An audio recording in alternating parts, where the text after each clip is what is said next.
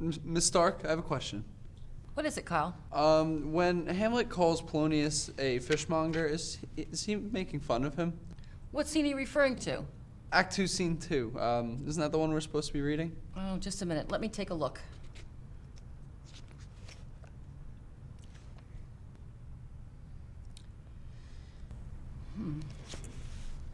I have a better idea. Why don't you just go on reading, and then tomorrow when you come to class, we'll discuss that line. Oh, okay. Okay.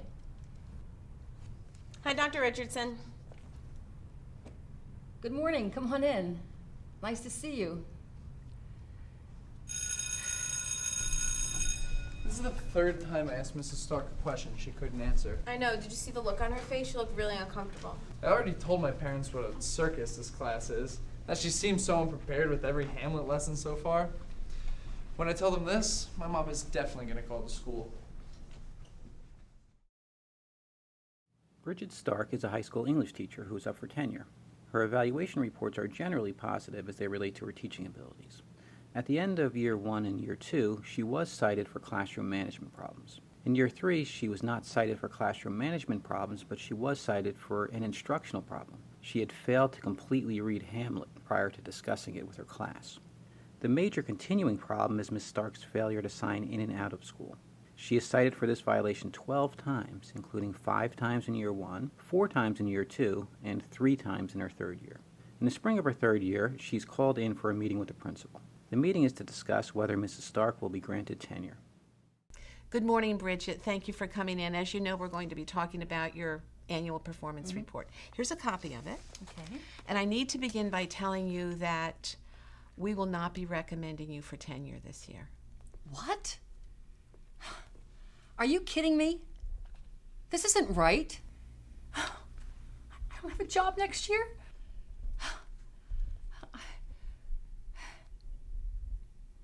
Oh, I get it. This is about my being Jewish, isn't it? And it's about the fact that I'm one of the older teachers here. I assure you, Bridget, that this has nothing to do with your age. It has nothing to do with your religion. This is about deficiencies in your performance over the last 3 years. I know I had some deficiencies Year 1 and 2 with my classroom management, but I didn't have any problems this year. Other things have come up, and you're aware of these things.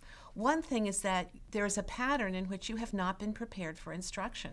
One example of that is that you did not read Hamlet before you taught that unit. I knew the story well. I read the teacher's guide, I saw the movie, and everything was going fine until one student happened to pick up on a line and go on and on about it, which was completely irrelevant to the discussion. There's another major issue that you're very aware of, and that is you continue to disregard the school's protocol for how teachers should sign in and out. And you have been cited in writing on that 12 times in the last 3 years. My classroom is on the opposite side of the building from the main office, and the exit to the faculty parking lot is right by my door. So sometimes I forget to sign in and out. But these are only minor problems. The real issue is that this district doesn't like older teachers, and it's predominantly Christian. Therefore, I feel as if I'm not being well respected because of my religion. Bridget, I am highly offended that you would even suggest that a decision this important is based on anything other than your professional performance. Well, I know what this is about, and you're going to hear from my attorney.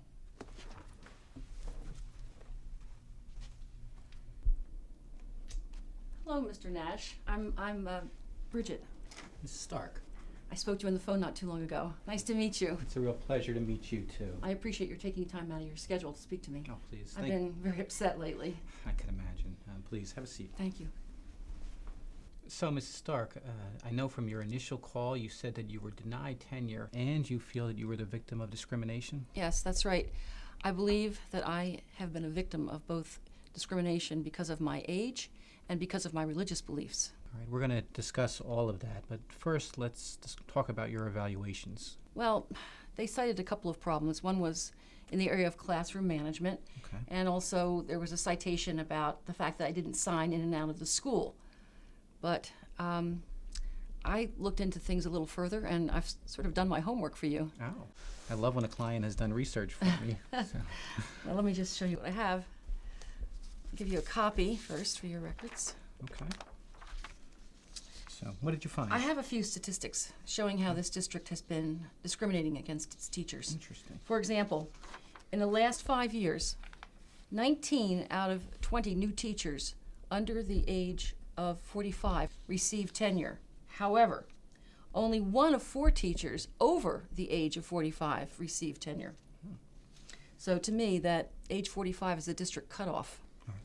I'm going to take a closer look at this. I appreciate the fact that you did some research for me already on this. It seems like some pretty powerful evidence. What can you tell me about the evaluations of some of the other teachers? Well, I have some evaluations here, too. I have copies of evaluations from 3 of the teachers. They're actually my friends, all of whom received tenure. And what's interesting to note is they all got tenure, but on their evaluations, there were 10 or 20 items marked as needs improvement. On my evaluation, I only had 1 or 2 items marked as needs improvement. But they all got tenure, and I was denied. Wow. That's pretty powerful evidence. All right. I'm going to look closer at this, and we are going to review the possible claim. I also want to talk about the potential religious discrimination claim. Well, to be quite honest, I am 1 of 2 Jewish teachers out of the 20 in our district. Wow. And what makes you feel that you might have been the victim of discrimination based on religion? Well, it's especially evident at Christmas time. As a matter of fact, the principal of the school cited me for being insensitive to the community when I complained about the hallway decorations they had at Christmas time. So was there actually a Christmas display? Yes, there was. Did the display include any other religious items? No, none. And how did the principal respond when you raised those concerns? Well, I certainly was not well received. As a matter of fact, there was quite a scene in the hallway. Merry Christmas. You know, I don't celebrate Christmas. I don't celebrate Christmas. And I don't think this is really right. Every time I walk by here, I feel offended. Well, we've had this here every year. I Bridget, know, and- but I'm fine. All right. Based on what you're showing me here, I have to do a little more research, but I think you may have a claim under both state and federal discrimination law. I thought so. I'm going to look into this matter further and give you an initial assessment by Friday. Okay. I'll give you my recommendations in writing, and we'll look to see if we can pursue this matter for you. Oh, thank you so much. I really appreciate your help. And again, I'm so sorry for what you're going through. Thank you very much. I appreciate it. In the scenario we have just watched, a non-tenured teacher is notified that her contract will not be renewed. Many of you are probably thinking that you would have made the same decision. Let's face it, the teacher in question was certainly not the ideal candidate for tenure. She had documented problems with not signing in and out of school. She had struggled with classroom management for her first 2 years, although the issue did not arise in her 3rd-year evaluation.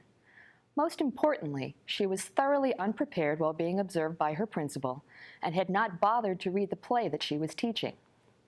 But, despite all of these problems with her performance and the limited rights available to a non-tenured teacher, Mrs. Stark is likely to have a viable claim for age discrimination based on the facts in this scenario.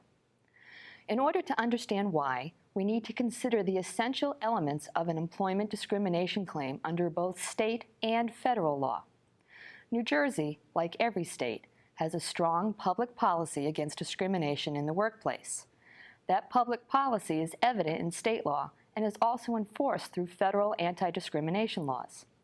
This commentary will describe the scope of the state and federal anti-discrimination laws that the teacher in the preceding scenario will likely use to attempt to prove that her school discriminated against her on the basis of her age and religion. The New Jersey law against discrimination prohibits discrimination on the basis of numerous protected personal characteristics. Specifically, New Jersey prohibits employers from discriminating in any job-related action, including recruitment, interviewing, hiring, promotions, discharge, compensation and the terms, conditions and privileges of employment on the basis of any of the law's specified protected categories.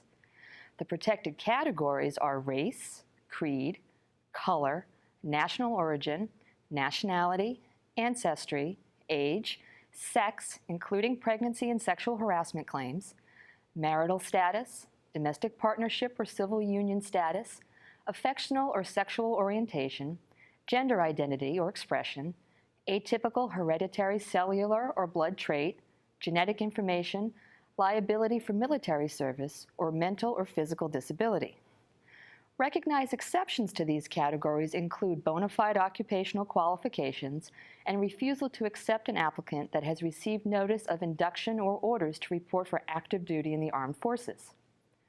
The New Jersey law against discrimination is similar to subsequent federal employment and disability statutes, including Title VII of the Civil Rights Act of 1964, the Age Discrimination in Employment Act, the Americans with Disabilities Act, and Section 504 of the Rehabilitation Act of 1973.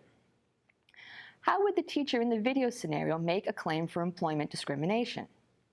To establish what the law calls a prima facie or preliminary case of employment discrimination, the teacher must show that 1. She was a member of a protected group. 2. She was performing her job satisfactorily. 3. She was subjected to adverse employment actions. And 4.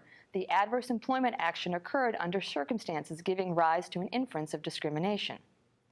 If the teacher establishes all 4 elements of a prima facie case, the burden then shifts to the employer, the school district, to articulate a legitimate, non-discriminatory reason for making the challenged employment decision. If the school district carries its burden of proffering a non-discriminatory reason for its non-renewal decision, one that is performance-based, for example, then the burden shifts back to the teacher, who would attempt to prove that the reason given by the school district was pretextual, and that the real reason for the adverse employment action was unlawful discrimination based on age or religion. The initial proof burden borne by a plaintiff is minimal. Ordinarily, the mere fact that a plaintiff was replaced by someone outside the protected class will suffice for the required inference of discrimination at the prima facie stage of the analysis. In the scenario that we saw, Mrs. Stark will likely be able to meet this burden. She has established that she was a member of a protected class based on both her age and her religion and was subject to an adverse employment action. In addition, while she had a number of performance issues cited in her evaluation, she is a properly certified teacher who generally had positive reviews and is likely to satisfy the minimal initial burden of proving that she was performing her job satisfactorily. Once Mrs. Stark has made out her prima facie case, the burden then shifts to the district to offer legitimate, non-discriminatory reasons for their actions. In this case, the district should be able to easily meet this burden, since it is able to point to Mrs. Stark's problems with signing in and out and her lack of preparation in teaching Hamlet. At this stage, Mrs. Stark will need to demonstrate that the reasons given by the district are actually a pretext for discrimination. Mrs. Stark will attempt to do this in several ways. First, she will point to performance evaluations of other similarly situated employees who had a large number of areas of deficiency cited in their evaluations. These other teachers, who are all younger than Mrs. Stark, all received tenure despite their poor evaluations. This is potential evidence of disparate treatment, which is often used to show that an employer's stated motives are pretexts for discrimination. The use of such evaluation data drives home the critical need for school administrators to be properly trained in the area of evaluation and to ensure that all school administrators within a school district are consistent in how they evaluate employees and the standards they hold their employees to. If school administrators within a district are not consistent in their approach, they will be far more susceptible to claims of employment discrimination. Mrs. Stark will also be able to use statistical data to support her claim of pretext. The data she has gathered indicates that 95% of teachers under the age of 40 receive tenure, while only 25% of teachers over the age of 45 receive tenure. State and federal courts have recognized that employees who are subject to discrimination often do not have direct evidence of discrimination. Rarely does an employer directly confess to discrimination. These courts have long permitted the use of circumstantial evidence, such as the statistical data used here. When combined with evidence that younger teachers were held to a different standard in renewal decisions, Mrs. Stark is likely to satisfy her burden of showing that the district's stated reasons are pretextual. The critical legal battle in discrimination cases is often a decision over whether the case should be dismissed without ever going to a jury. If a court holds that the facts are such that a reasonable jury could conclude that an employer engaged in discrimination, the case will oftentimes settle before a jury is able to reach a decision.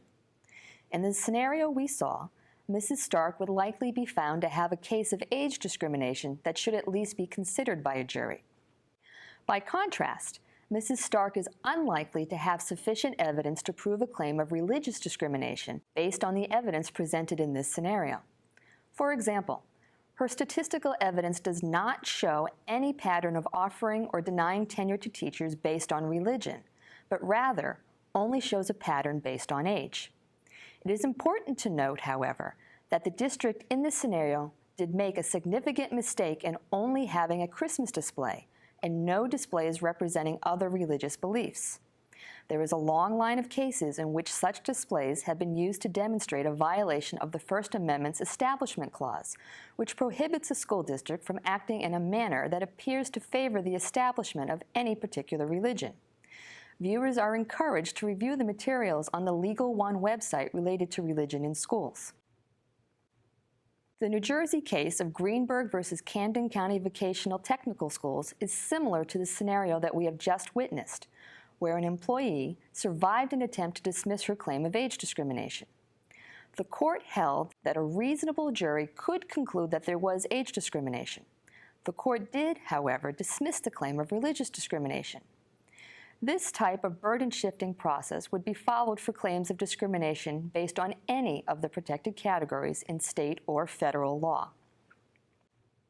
To establish a claim of a hostile work environment under the New Jersey law against discrimination, an employee must show that the complaint of conduct would not have occurred but for the employee's protected status, and that the complaint of conduct was severe or pervasive enough to make a reasonable person believe that the conditions of employment have been altered and that the working environment is hostile or abusive. Severity and pervasiveness are likely to exist if the behavior is sufficiently harmful or frequent that it significantly impacts the terms and conditions of employment. Factors to consider when evaluating the severity and pervasiveness of the conduct include whether the conduct was physically threatening or humiliating, or merely an offensive utterance, and whether the conduct unreasonably interfered with an employee's work performance. Under the New Jersey law against discrimination, as in federal law, employer liability for discrimination requires that the employer had actual or constructive knowledge of and acquiesced in or subsequently condoned the discriminatory conduct. Employers can also be subject to vicarious liability from an actionable hostile environment created by a supervisor with immediate or successively higher authority over the employee. If an employee is the victim of harassment, an employer's vicarious liability depends on the plaintiff showing that the employer knew or reasonably should have known about the harassment, but failed to take appropriate remedial action. Still, another type of claim that is prohibited by the New Jersey law against discrimination is a claim of retaliation. Retaliation claims encompassed by the statute include retaliation for having opposed any practices forbidden by the New Jersey law against discrimination, or for filing a complaint, testifying, or assisting in an anti-discrimination proceeding.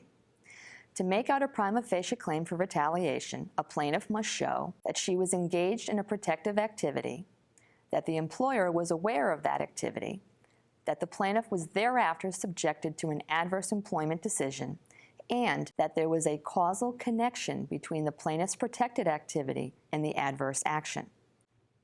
If an employee proves discrimination, harassment, or retaliation in the workplace, what remedies are available to that employee? Remedies can include reinstatement to a position, removal of an unfavorable evaluation from an employee personnel file, and even damages. Compensatory damages can be awarded to employees in appropriate cases to compensate them for lost salary. If another job has been found, the salary or wages from the new job would be deducted from a compensatory damage award. In extreme cases, egregious instances of discrimination may result in punitive damages being awarded against an employer and paid to the employee to punish the employer for action or inaction related to discrimination. The long line of employment discrimination cases offers important lessons for school districts, supervisory personnel, and other school employees. School administrators should be ever vigilant to ensure that they act quickly and responsibly to thoroughly investigate all claims of discrimination. Employers should regularly review employee practices related to hiring, evaluation, and corrective action and dismissal to ensure that these practices are not in any way discriminatory.